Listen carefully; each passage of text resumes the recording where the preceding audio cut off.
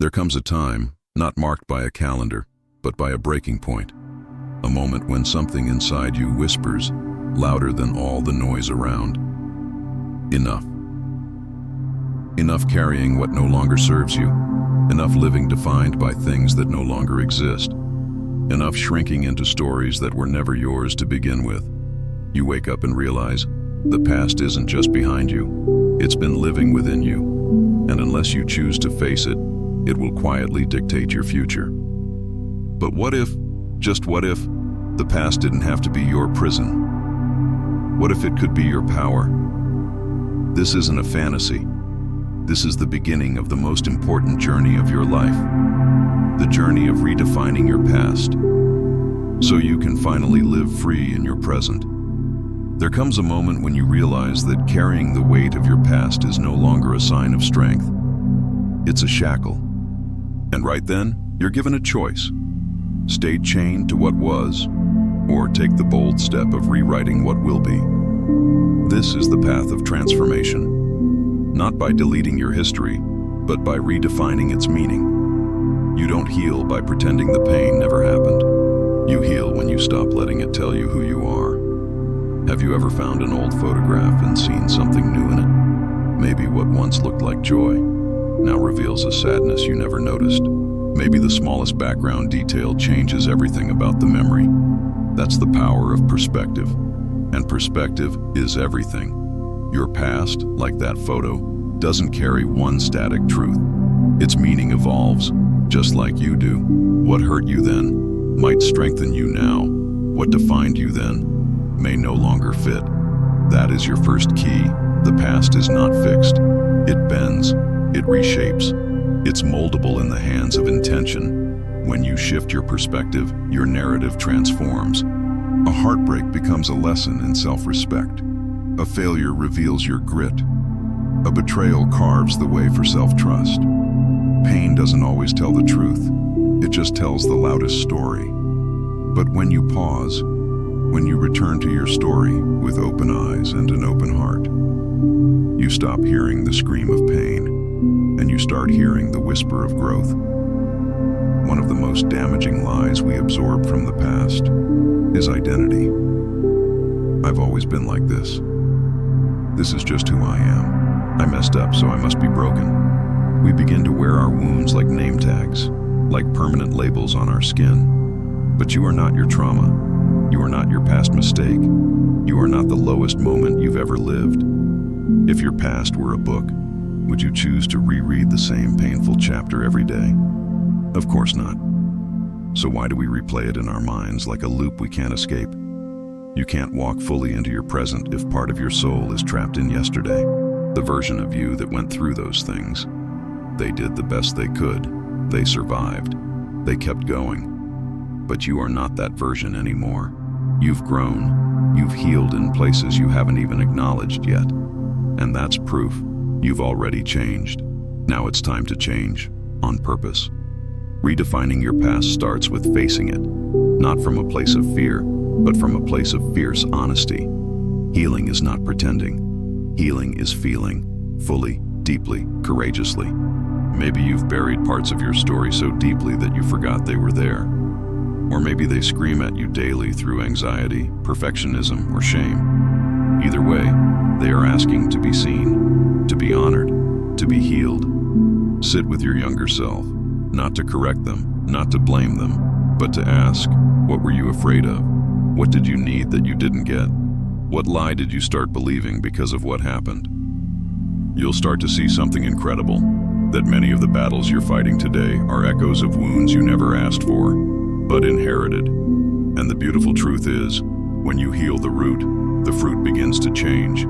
You don't need to change what happened, but you can change what it means. That's what it means to transmute pain into purpose. That's the alchemy of self-liberation. Now, let's talk about forgiveness. Not for them, for you. Forgiveness is not saying what happened was okay. It's saying, I will not carry it any longer. It's saying, I deserve peace. It's saying, this pain does not get to define who I am anymore. Forgiveness is cutting the cord between your pain and your identity. When you forgive, you reclaim your story. You take your power back and say, "What happened hurt me, but it will not own me. What was done broke me, but it does not define me." And sometimes, the hardest person to forgive is yourself. Maybe you carry regrets you never speak of, shame you try to bury.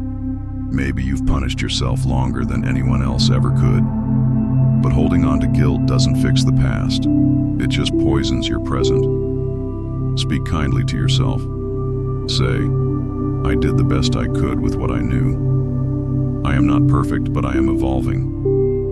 I made mistakes, but I am not a mistake." You do not have to carry this forever. You are allowed to be free.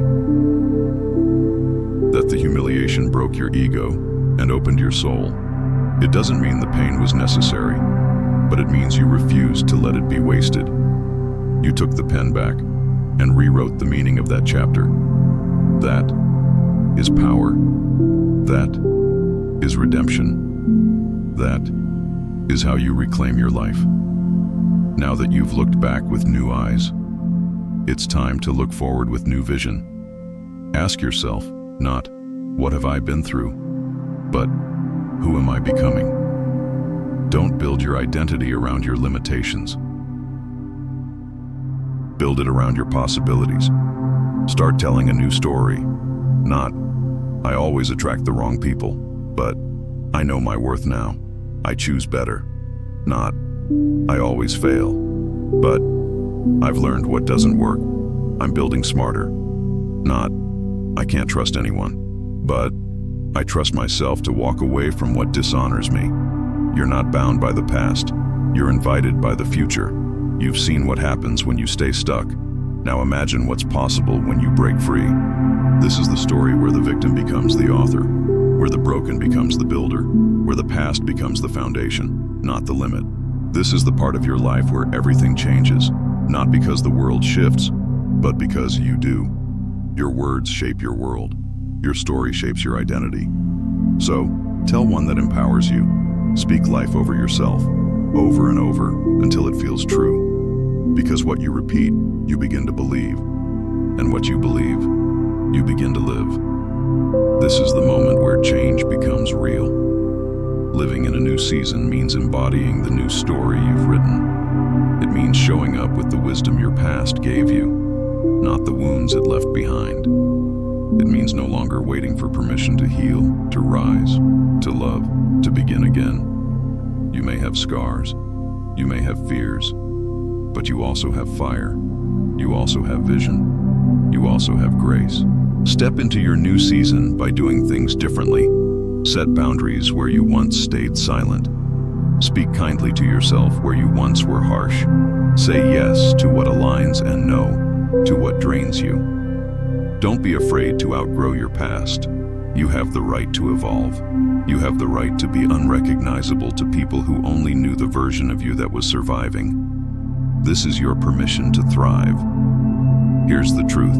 Your past is part of your story, but it's not the whole story. And it's definitely not the final chapter. You are the author now. And as the author, you can introduce a plot twist, a redemption arc, a comeback. Maybe you didn't choose the beginning. Maybe the middle got messy. But you can choose how it ends. You can choose how the next chapter sounds. Will it be about self-love, purpose, healing, impact? Will it be a quiet strength or a loud transformation? Will it be peace after the storm or fire after the fall? It can be all of it, because it's yours. Final words. This is only the beginning. Redefining your past doesn't happen overnight. It's a process of peeling back layers, giving new meaning to old memories, and choosing, every single day, to walk in your truth instead of your trauma. But every small act of healing, every shift in thought, every new decision, it builds momentum. And soon, you're not just healing. You're creating. You're living. You're thriving. You'll look back not with bitterness, but with gratitude. Not because the past was beautiful, but because it made you who you are. And you'll stand in your present, fully aware that this is a new time. You are no longer who you were. You are no longer what happened to you. You are who you choose to become next. So breathe deep, Lift your head and write the next chapter as if you've never bled, only healed, because you are not your past. You are the author of a new time.